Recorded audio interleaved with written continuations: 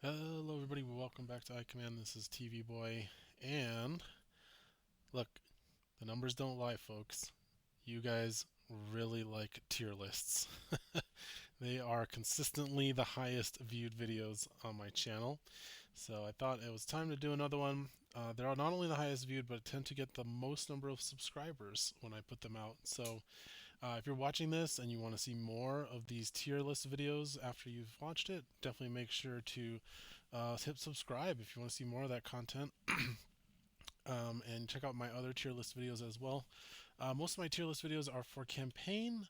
I think it just reaches another part of the audience that I don't often reach out to with my skirmish videos. I think it's also just more interesting to do that.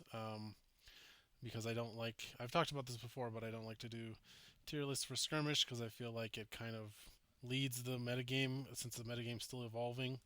But campaign's its own thing, and it's kind of its own self-contained bubble, and I don't have to worry about balancing it because that's not my job. So this tier list video, I'm going to be ranking the different campaigns. I'm not really talking about the so for each expansion, the box expansion comes with a campaign, including the core set. I'm not talking about the expansions themselves, like the content contained within. I'm really just talking about the campaigns themselves, like the missions, the I guess to a certain extent the enemies that you find there, just everything related to the actual campaign. And I'm going to be ranking them based on, my opinion, how much I like them. So let's get right into it. We're going to start us off here with the core set campaign. Now, the core set's interesting because it's kind of like when you look at like a band and their releases, and you look at their very first album, their first EP. It's like it's pretty good. It's not quite as good as their later ones. Usually, it doesn't quite have the magic, the like but it's rough, and that's kind of what the core set is like for me. It's where it started. It's where a lot of this everything gets started at the core set, right? But it's really rough in certain spots. There's things that they have learned since making the core set that can drag it down sometimes. So for me, the core set is going to start us off in the C rank. um there's major balance issues in the core set with a lot of the missions.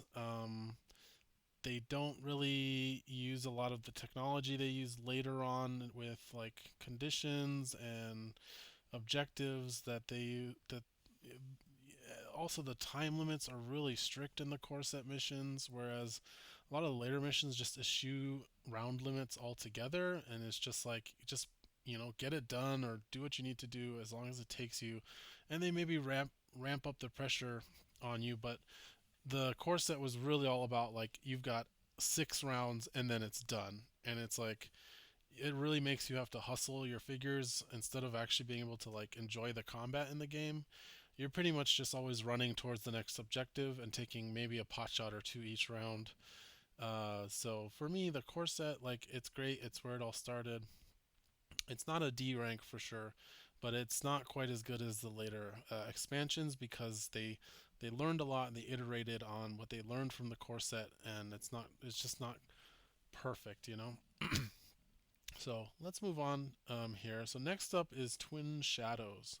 And by the way, you'll notice I only have 4 tiers here. A through D is just because we only have 7 entries to go through, so it felt like it would be weird. I don't really have an S rank of any of my campaigns here that I would say is like head and shoulders above the rest. I felt A was a little more appropriate.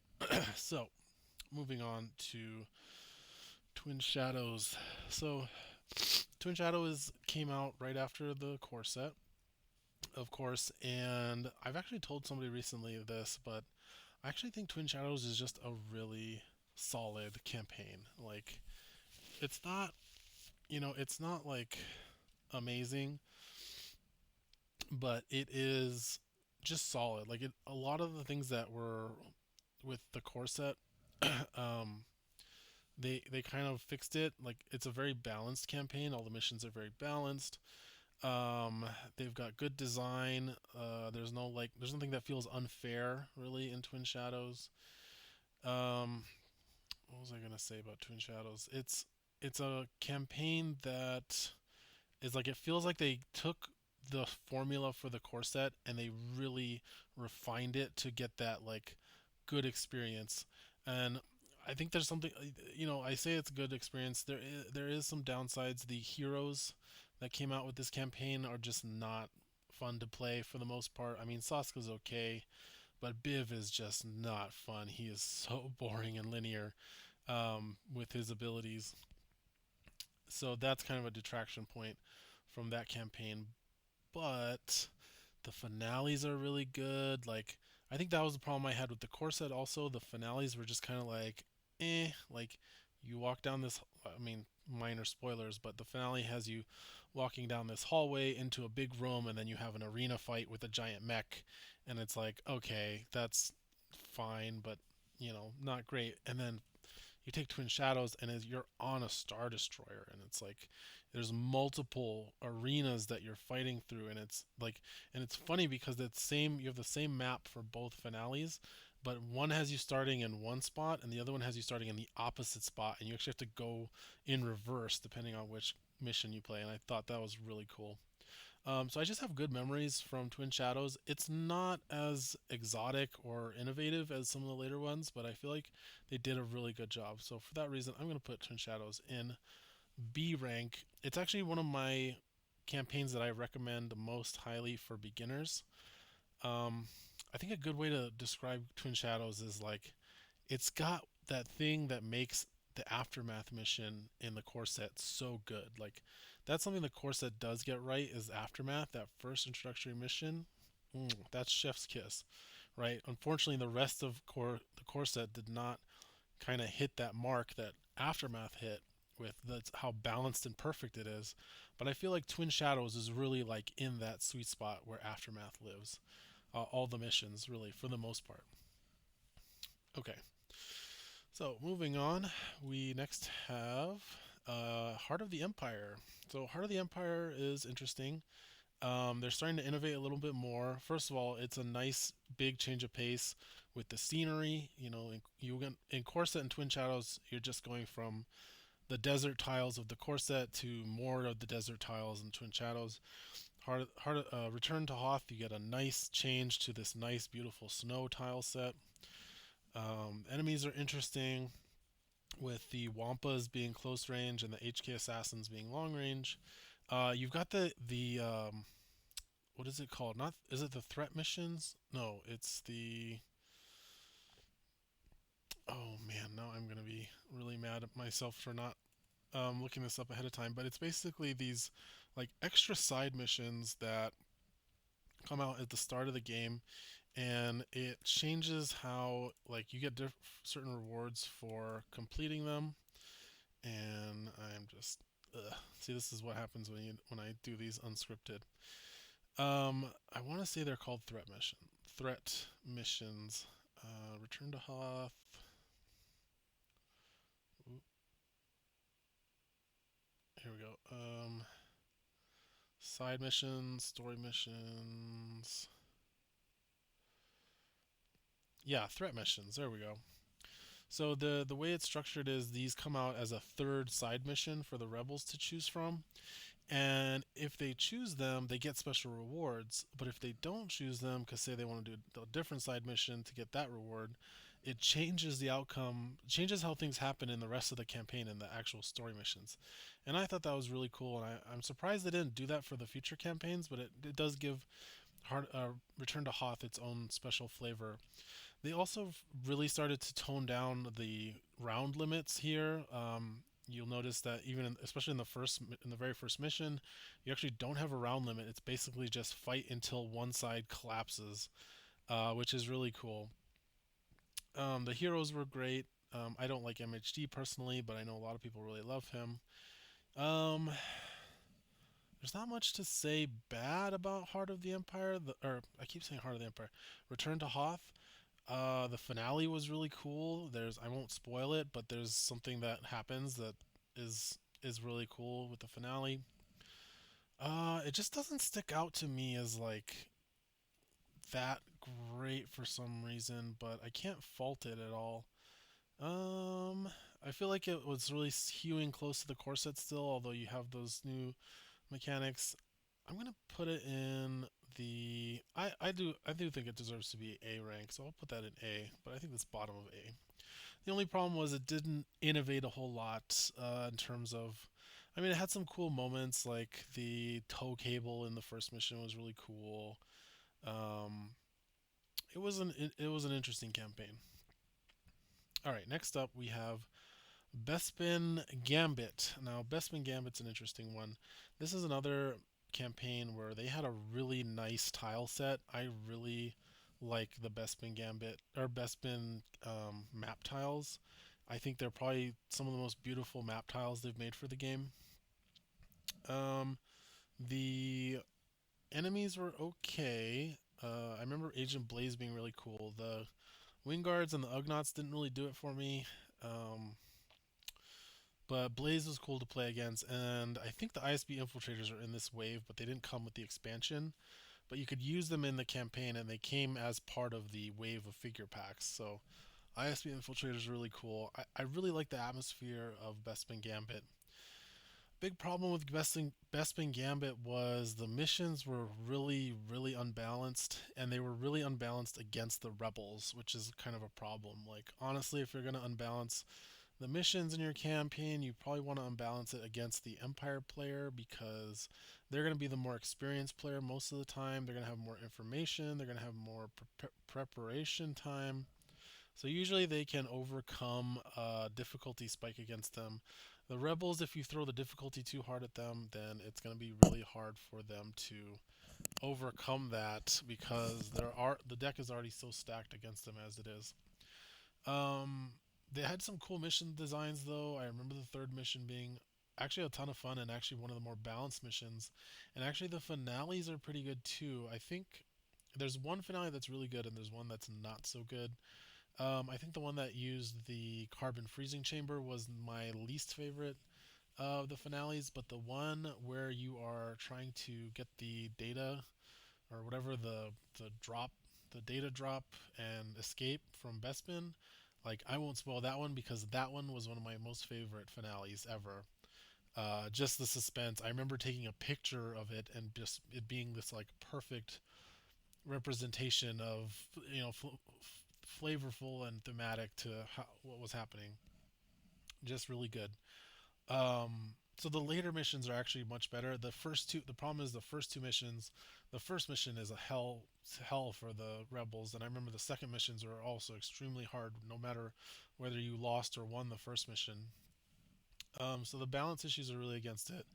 The heroes were also pretty interesting. Davith, I have a big problem with his design being that he's a hidden based hero, but he hide gives you an extra surge, and then he can spend a surge to become hidden. So it's like, what's the point there? You're just looping between hidden and not hidden, but you're not actually generating any advantage. Now, of course, his later class cards do that, but like his skirmish card got it way better because it was surge for hide and +1, so you got the benefit of the surge, and you got to become hidden again. But force speed was really cool. I never got into Mern. I just didn't like that her I don't know. I think I talked about Mern in my hero thing, so I'm not really going to talk about it here. But Mern wasn't my thing. I already talked about the bad guys. I really, for some reason, Bestman sticks out to me though as like I really wanted to like it because the tiles are so great, the characters were awesome. I love Lando. I love Bespin. Bespin's one of the best settings in Star Wars, but they really botched the first two missions in my mind. Also, there's a I forgot to mention if you have the ISB infiltrators, you can incorporate them as an optional third mission to expand it to a 5 mission mini campaign. And I did like that. I thought that was really good, but dang, that one was really hard for the rebels too. Like there's a really cool mechanic of having the hidden map tiles, which they kind of did in Return to Hoth at first, but they really expanded on it in this mission where you're like you're exploring this dark map and you have to do it tile by tile. but they made it a little too hard because they do punish you if you overextend and go too fast, but then they just don't give you enough time to find the objective you're looking for and get it back to the beginning. So that was also kind of, it just didn't work. So I will put Bestman Gambit. Um, I'm gonna have to put it in C underneath the corset. And actually, I wonder if this is a D.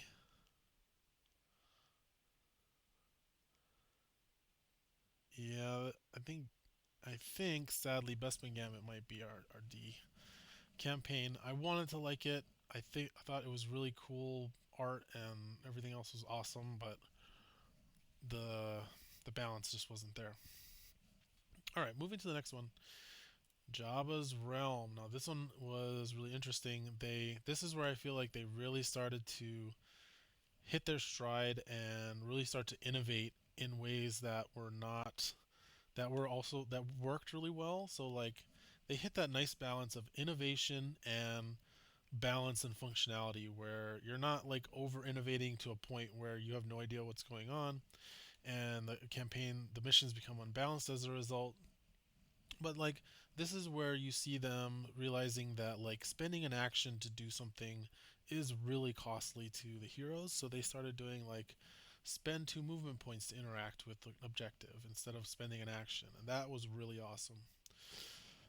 They also had a lot more personalization, I feel like, for the hero stories where you feel like you're actually like you're part of these heroes' stories and they have a personal tie that's not just, you know, nameless rebel agents because it actually involves their families. So the heroes have stakes where their families are captured by Jabba and he's forcing them to work for him and do missions. And that's the other cool thing is you're actually like a scum for the for part of the campaign is you're like taking on missions for Jabba instead of for the Rebel Alliance. And that was really cool. I really like the story that campaign told. I feel like all the enemies were really good because they were a lot more balanced for skirmish. So as a result, they were a lot more interesting to play against. The Gamorreans, the Weequays, they were all excellent. The Jet Troopers were fantastic enemies. Taro was really cool as a boss, the Dewback riding boss. And then if you added the Dewback rider, that figure was just really annoying to deal with, but really strong and interesting and fun with that shock lance. Um, the heroes were all super strong, probably the strongest heroes that we had gotten since the core set. They were all really strong, but had really good niches they filled. This is also where you started to see they were realizing that leaving enemies with 1 health left was really annoying because it means you usually had to spend a whole nother attack, and so you saw a lot more like ping effects, especially on Vinto, but also Onar and Shyla both had ways to ping damage onto enemies without spending an action, and I really liked that. Not much else to say. The tiles were fine.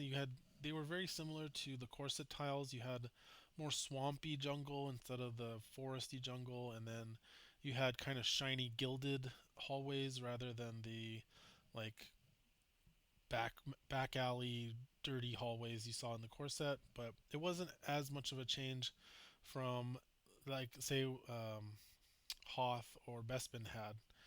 But that was fine. And then the tiles really a lot more interesting. I haven't really talked about this, but like the map tiles you saw in Corset, Hoth, and to some extent Twin Shadows and Bespin were very basic, like in terms of cover and line of sight blocking, and where the difficult terrain was placed. I feel like Jabba is where they really started to go out of their way and make terrain that was a lot more interesting and tactical, where you can actually use terrain as cover and you can hide behind blocking terrain. There's a lot more blocking terrain in the middle of the map tiles rather than just, off on the edge of the map tile where it didn't matter as much because there was already a wall there.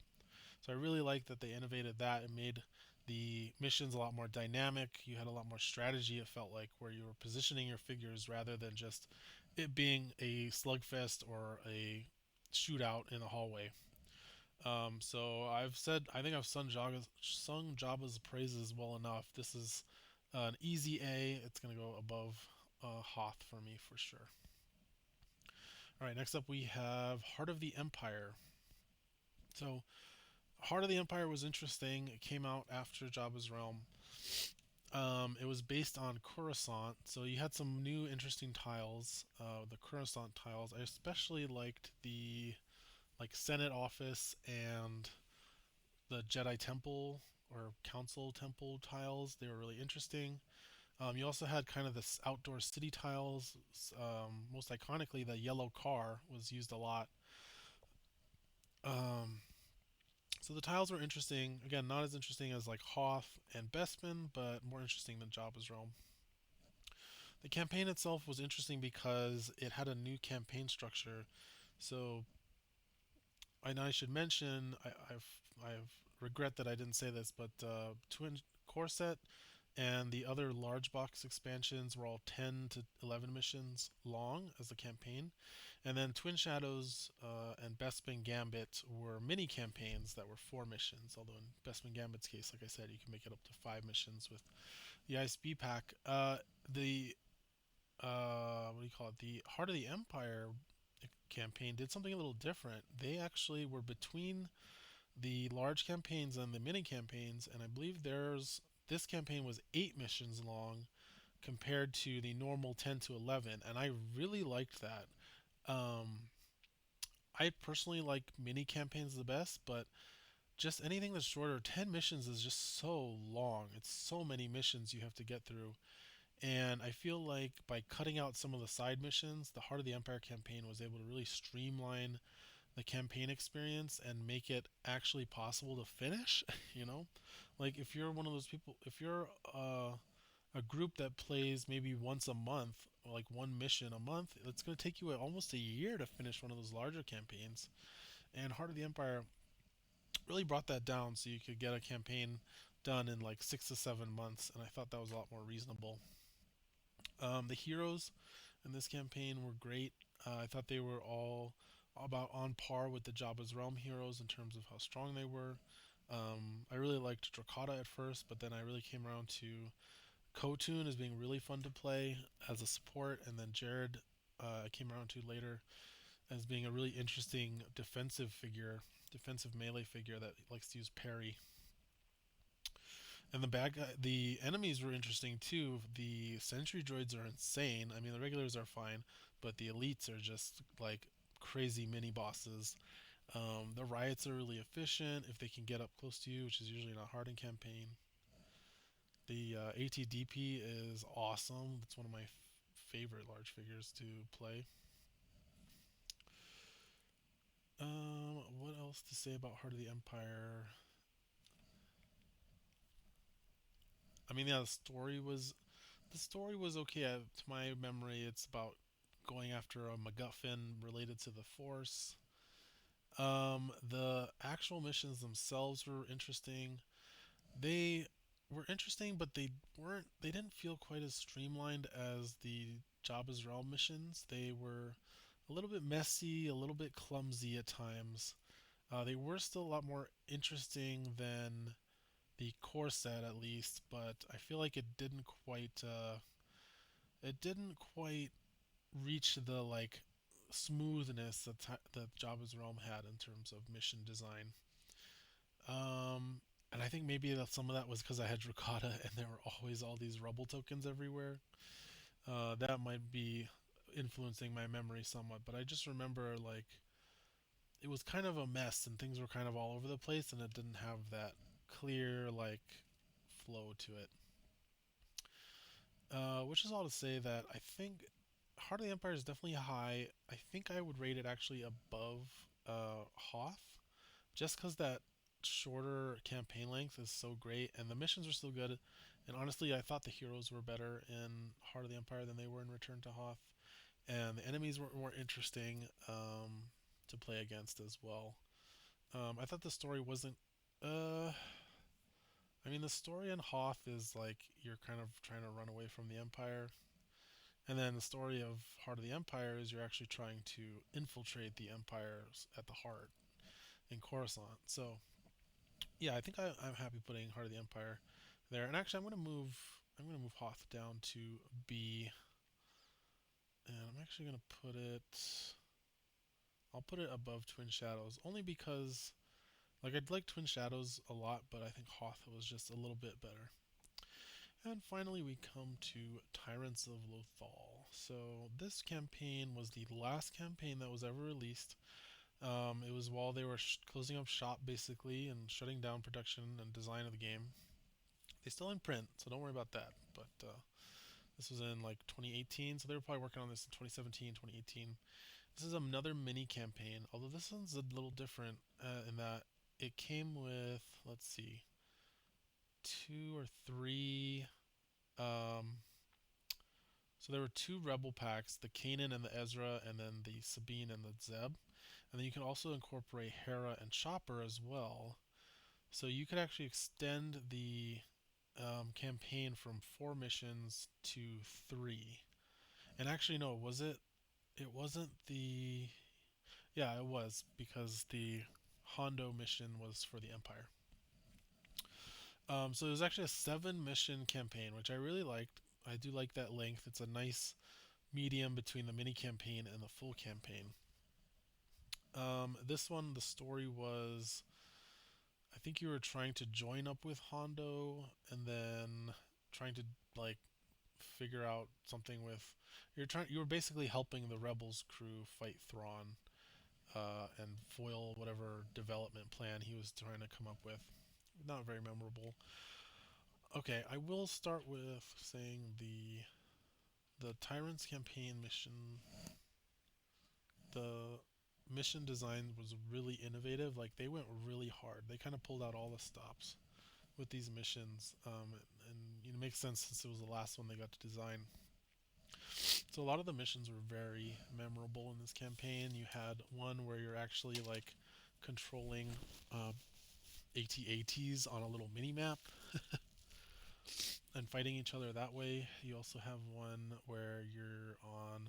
It was actually like a scrolling map where you're on riding on speeder bikes and the map like disappears behind you, and if you fall behind too far, you actually take extra damage, which is interesting.